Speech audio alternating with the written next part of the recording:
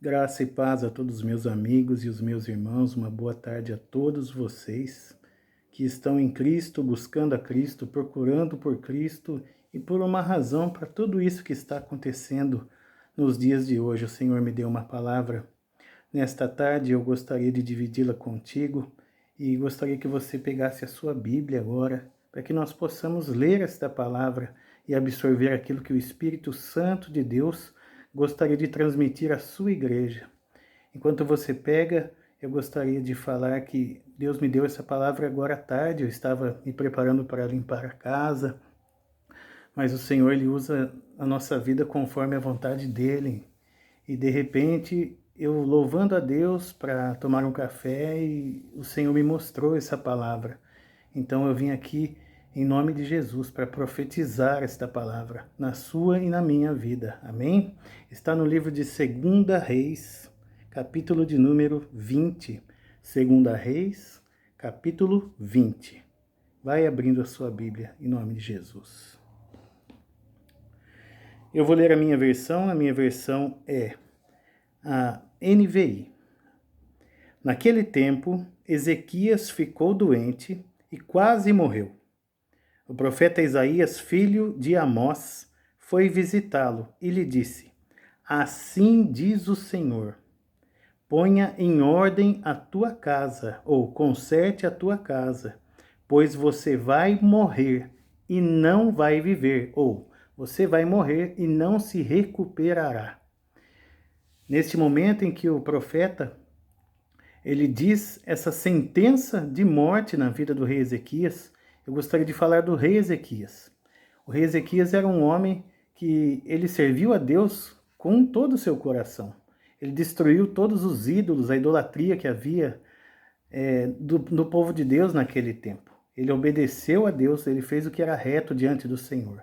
Mas como eu e você, ele também era um homem pecador, ele também cometia erros, e ele cometeu o erro de desobedecer a Deus algumas vezes, e tentar fazer as coisas da sua própria maneira. E aí ele arcou com consequências. Mas Deus continuou dando vitória para esse homem pela sua misericórdia. Mas neste momento, Deus chegou através do profeta e falou: conserta a tua casa, arruma aí a tua casa, porque você vai morrer. Então hoje eu convido você a ver aquilo que tem que ser consertado na sua vida. Porque Deus, Ele permitiu que esta enfermidade, que é o Covid-19, esteja em nossa sociedade, para que nós possamos nos consertar de verdade, para que possamos ser cristãos de verdade. Você que conhece a Cristo, você que profere o nome de Jesus, você tem que ser um cristão de verdade, tirar Jesus de dentro da gaveta, onde você colocou, onde nós às vezes colocamos, eu me incluo nisso também, para colocar diante da sociedade os nossos pensamentos, os nossos posicionamentos, quem somos nós diante da misericórdia de Deus e diante da potente mão dele. Se Deus permitiu que até agora esse vírus estivesse entre nós e fosse se alastrando pelo mundo, alguma razão tem, e eu convido a você hoje, que é cristão e também que não conhece a Cristo, que você aceite que só o Senhor é Deus, que Jesus ele é o caminho, a verdade e a vida, e ninguém chega ao Pai se não for por Ele, se não for por arrependimento. E eu gostaria de voltar à palavra, eu gostaria que você seguisse comigo aí, a partir do versículo 2, amém? Ezequias virou o rosto para a parede e orou ao Senhor. Olha que atitude maravilhosa, né? Você recebe uma sentença de morte e você vai orar a Deus. O que será que Ezequias queria pedir de Deus naquele momento?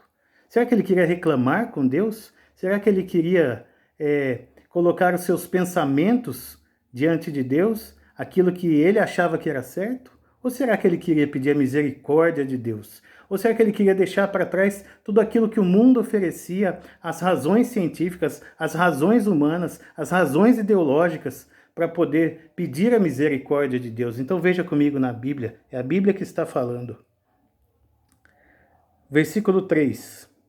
Lembra-te, Senhor, como eu tenho te servido com fidelidade e com devoção sincera, tenho feito o que tu aprovas. E Ezequias chorou amargamente. Uma coisa que me chama a atenção nesses dois versículos é que ele se virou para a parede. Ele se virou para a parede por quê? assim como os judeus oram virados para a parede. Ele abandonou todo o pensamento do mundo, toda a ideologia, tudo que não era do Senhor, para voltar a face ao Senhor.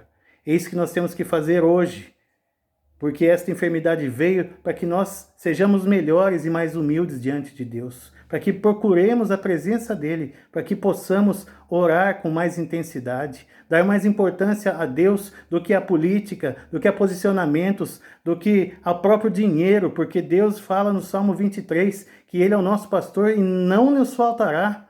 Então, onde está a nossa fé nesses momentos de dificuldade? Onde está a nossa fé? Que Deus é esse que nós estamos servindo? Aonde nós colocamos o nosso Senhor Todo-Poderoso? Será que Ele está com as mãos amarradas para que não possa servir a mim e a você? Se um próprio passarinho, que não tem tanta importância quanto a mim e a você, ele dá alimento, agora eu te convido a raciocinar. Onde está o teu Deus? E eu gostaria de encerrar a palavra falando mais um pouco de Ezequias.